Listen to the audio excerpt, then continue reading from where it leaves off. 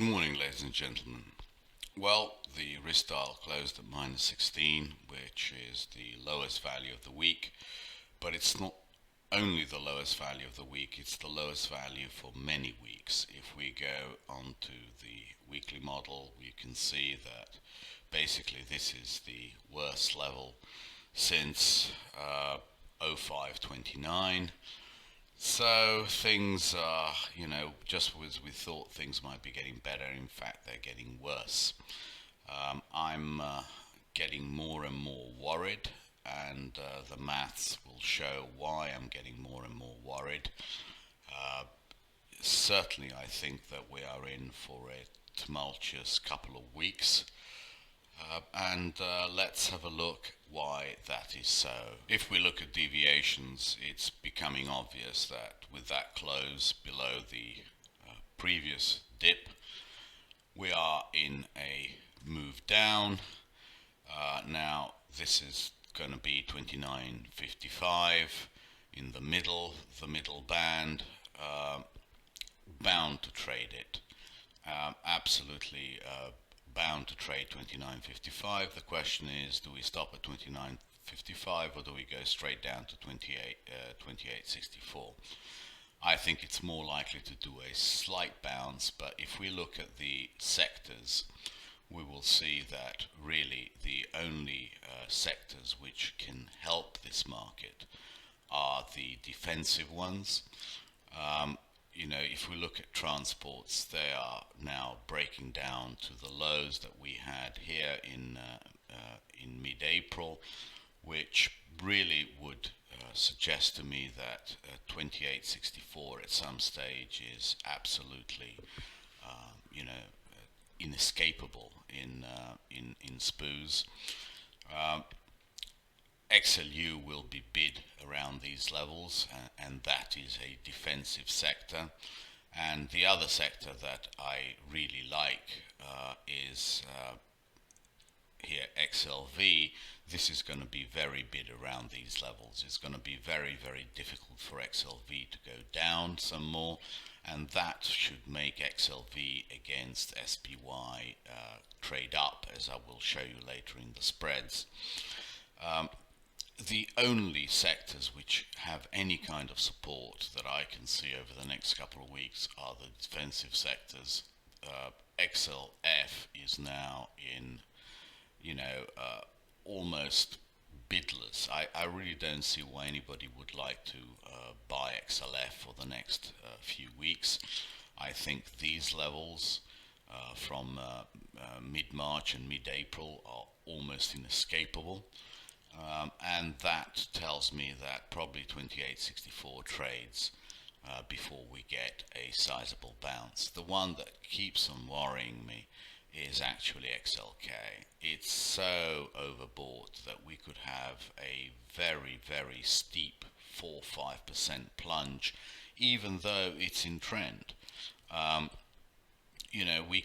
We could easily have a dip down towards the 97 level in the next couple of weeks, and since we are at 100, a quick 3-4% move in that certainly gets the S&P to move by at least 2 or 3% as well. What we need to do is examine if any part of the current narrative is changing.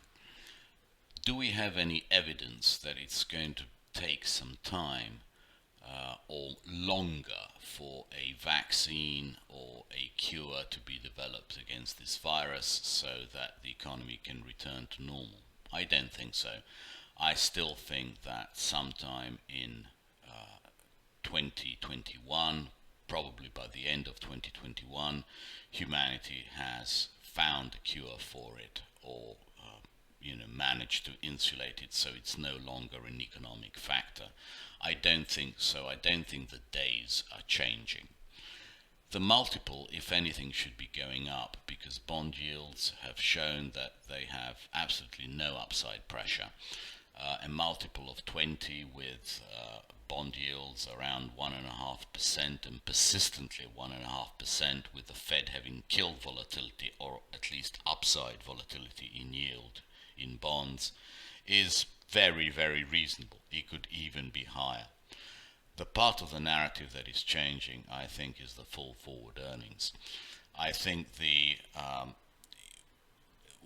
election uncertainty, the polarization in the US, the fact that we could have a much larger drawdown in earnings for quarter two than people expected, and probably a slower path to the recovery to full earnings, means that possibly people are looking for lower earnings in 2022. Say something like 150 with a multiple of 20, which gives us a terminal forward price of 3,000 as opposed to 3,200 before. To be able to have any kind of yield comparing with where the bulk of the credit market is, we probably need a terminal price, a current price of, say, at least 2,864. Now, that this is probably a big move from 150 to 160. It could be 152, something like that.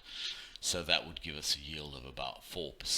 But you can still see that how I'm coming to the conclusion that 2864 is almost inescapable over the course of the next couple of weeks, simply because I think people are weakening this part of the mathematical component.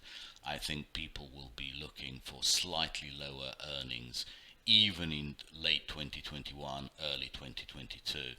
So it seems reasonable to me to look for something like a 4 to 5% yield to compensate for this uncertainty, and really 2864 provides it.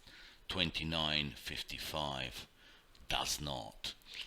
I think there will be a bounce of 2955, but I think 2864 and patience are warranted. Two stands throughout have been an excellent indicator of risk on and risk off, have they not? Look, we just can't bust through 52.35, 53. That indicates to me that on Monday, Tuesday, if we start breaking 46, we are most probably going down towards 35. And I guess that 35 is going to coincide with the bounce, the first sizable bounce. I'm not talking a trading bounce of 20-30 points. I'm talking a sizable bounce, probably 2-3% in risk. That to me is a long way away, and the place to look to put on long risk, not before the 2s10s are down at 35. I'm long some 10s. I've moved my exposure out from the short 2s and 5s out to the 10s and 20s.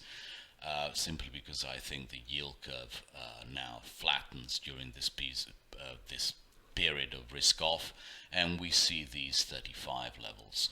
If we see these 35 levels, I'm much more prepared and more inclined to get out of the longer part of the yield curve back into the shorter part of the yield curve. But I think the path of least resistance now is down towards 35 in the 2s10s. What's made me so worried about the yield curve per se, and as a result risk, is the behavior of the bubble in Germany. The bubble tends to lead moves in the yield curve in the US. I don't know why, I have absolutely no idea, but it's something that I've spotted years ago, and it's always served me well.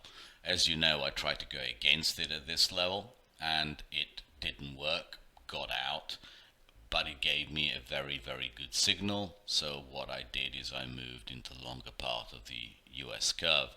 To me now the bubble has got -75, -76 written all over it.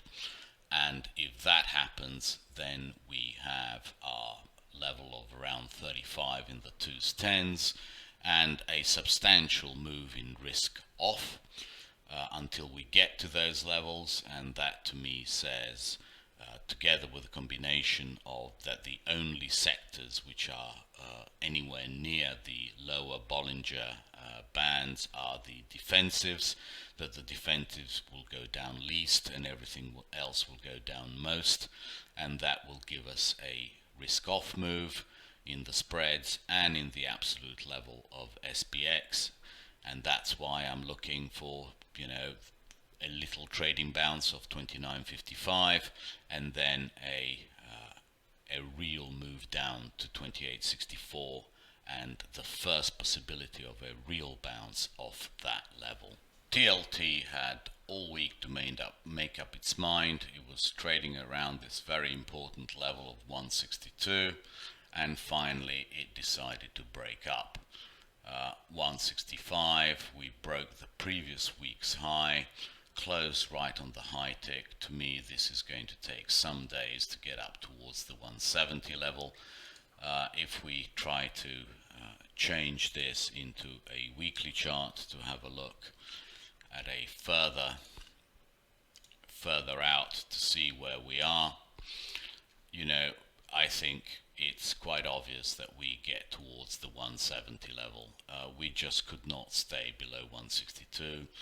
I was quite surprised, but when you get surprised, that move lasts. So it's all falling together. Every single indicator that I'm looking at says the period of risk off is going to be, quite some time. This probably takes a couple of weeks to get up to 170, simply because the Bollinger Bands are so close to it on the dailies. And I think there's going to be no rush. We'll be able to pick up risk at really good levels at a time of our choosing over the course of the next couple of weeks. The dollar makes the weather, and I'm sure that you've all noticed how in the past couple of weeks periods of dollar strength have coincided with risk off, and periods of dollar weakness have coincided with risk on. I think that it would be wonderful if we could have a combination of all the factors, somewhere around this 98.50 level. To me, this 98.50 level is very, very important. I would love for a continuation of risk off and dollar strength up to 98.50. And if 98.50 coincides with 28.64, I will be more than happy to go against the dollar at this level and pick up some risk. That is all I can say about it. It's still in a huge range, but I would love to see this 98.54 level, because it's an excellent risk reward point to gamble against the dollar and towards risk. SPY over TLT and SPY over IEF tell the stories. Look how we broke this previous low. To me, this now comes down to this kind of area, and this comes down towards the 240 to 235 area. It's quite obvious that any rallies in the 3000s are going to get sold in SPX. We are slightly changing the narrative. As I showed you earlier in the Excel sheet, things are getting weaker. People are fearing that things are getting weaker, and therefore that tells its own story. I don't think we make new lows here. I think we will basically consolidate now around this level and not break this into this box anymore. It's quite obvious that the market doesn't have the strength to stay above the box. We've tried so many times, but the 200-day moving average is just too strong. People still want risk-off assets. They see it as a lot safer. I don't blame them. To me, it is almost inevitable that we have some seriously negative days in risk over the next couple of weeks. my only meaningful position in equities, everything else I'm so light, it's, I really couldn't even be bothered to look at it, is long XLV against SPY and against XLF. I think you know my view that we cannot rally substantially in risk unless XLF is strong. This is what makes fundamental sense.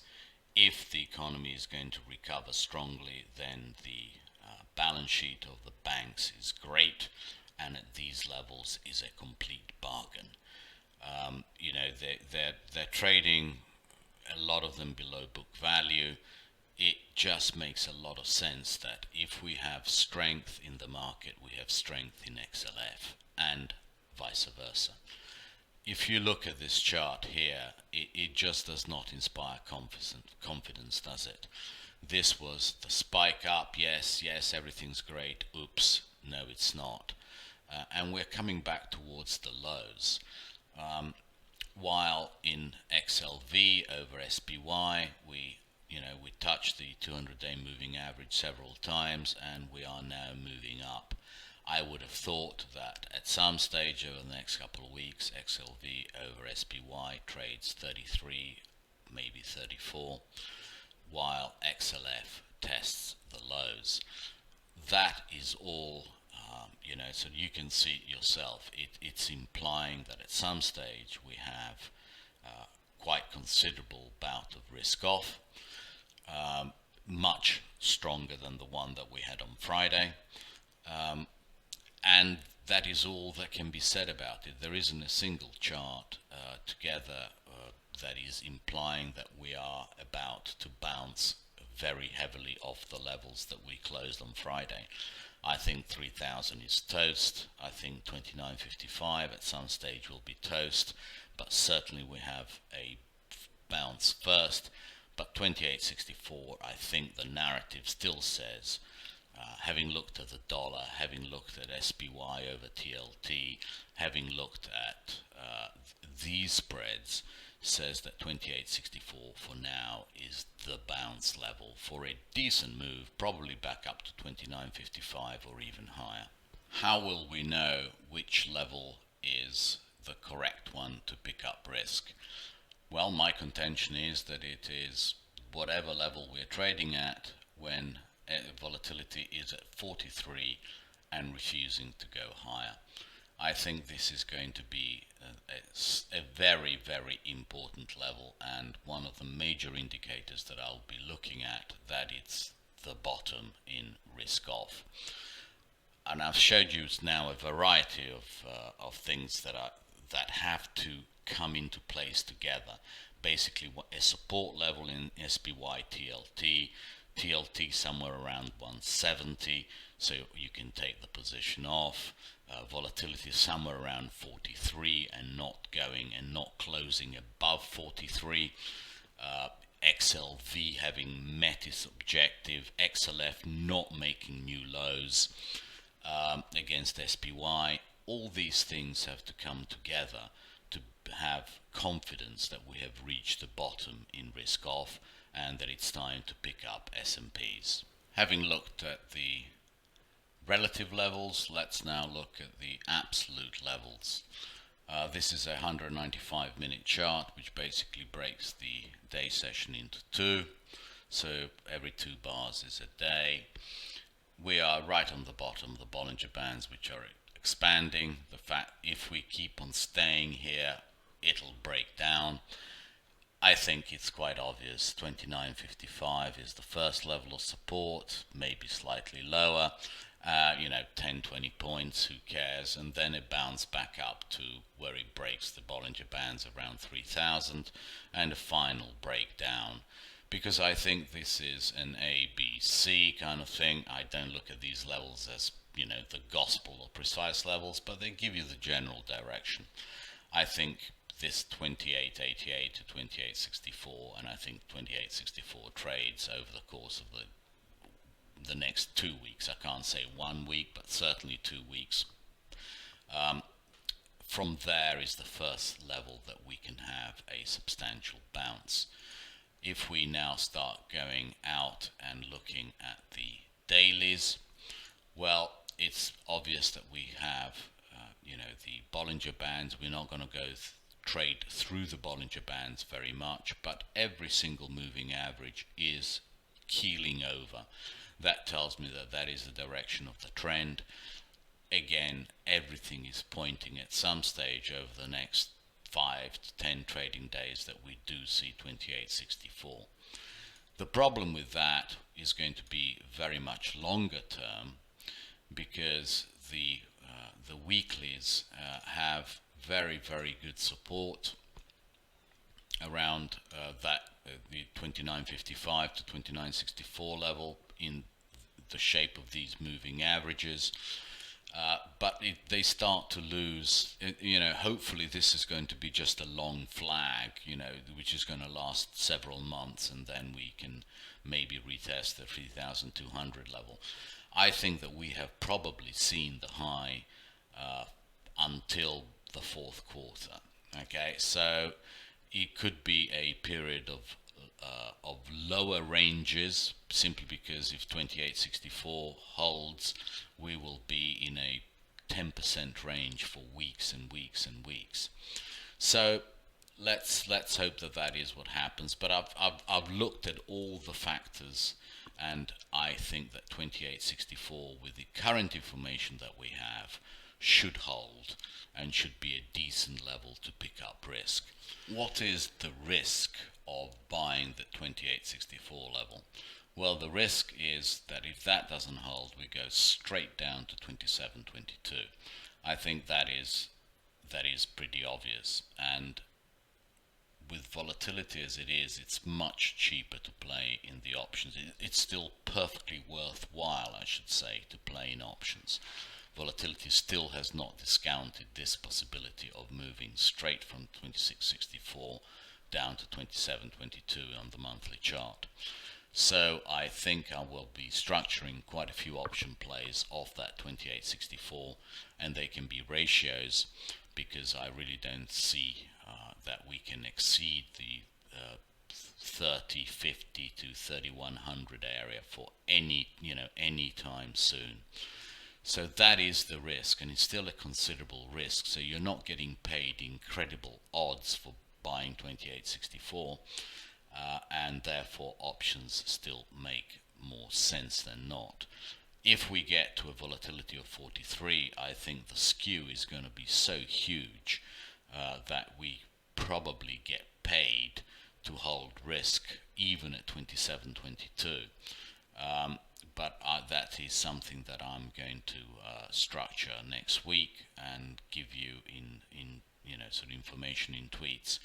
But I just want you to make you aware that the risk reward here is not huge. Okay, this is it all makes sense to buy off that level, but it's not like we have an incredible risk reward ratio that we really must throw all our money at. 27.22, if 28.64 doesn't hold, is going to be very, very quick. The final reason, though, why I think that we will hold that 28.64 level for the foreseeable future in SPX is actually what's happening in the DAX and in the Nikkei. They are outperforming SPY, but that outperformance cannot last forever. I've got some charts that I can show you, but it really is immaterial. Take my word for it. We will be well supported around this 21 to 20,500 area in Nikkei, and if I work out what that move is in percentage terms against the SPY, it still tells me that 28.64 is much better risk reward than not, if structured properly, and that is what I will concentrate on doing. Nikkei has been a leader. It has really recovered much better than even SPY.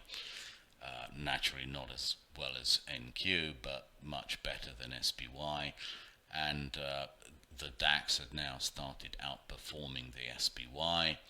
which all tells me that we are quite unlikely to have a repeat of March.